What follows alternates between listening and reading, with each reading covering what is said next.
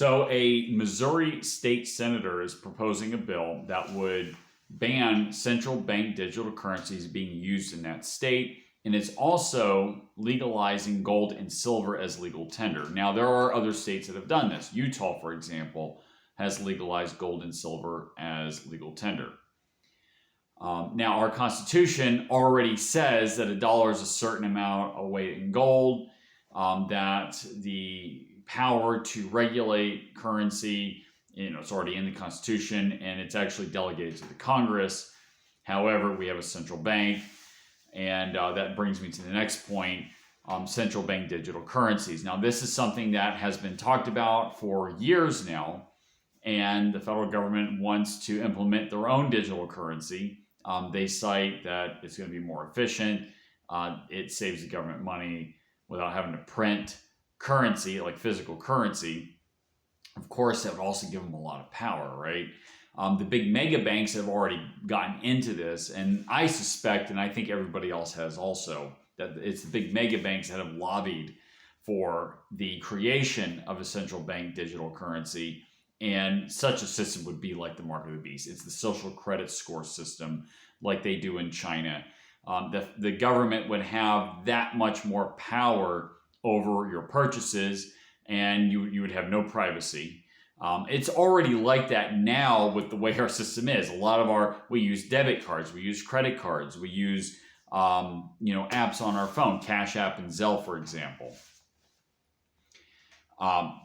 And such a system is disastrous, right? I mean, that eliminates the privacy. That allows, for example, the IRS to monitor how much money you're making or your transactions. So now they can tax you, quote unquote, more efficiently.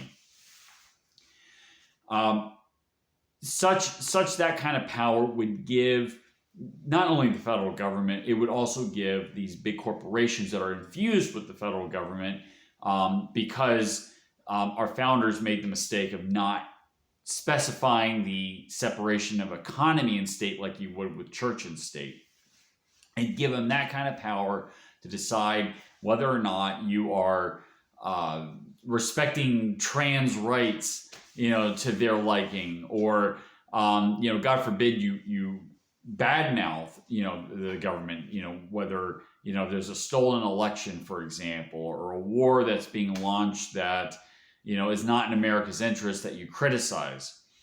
The federal government doesn't need this kind of power. We all agree on this. The good thing is that when you have states like Missouri, like here in Florida, where we ban central bank digital currencies, it makes it harder for the federal government to implement such a system. Yes, the federal government may try to do it anyway, despite the state laws, citing quote-unquote commerce, that is way overextended. But nonetheless, there is a legal argument that there are at least some states that said no to this, and the states do have a little more weight, rather than just a handful of individuals. It's more institutionalized. There's more of an institutionalized set of barriers, hurdles that the federal government would have to jump over.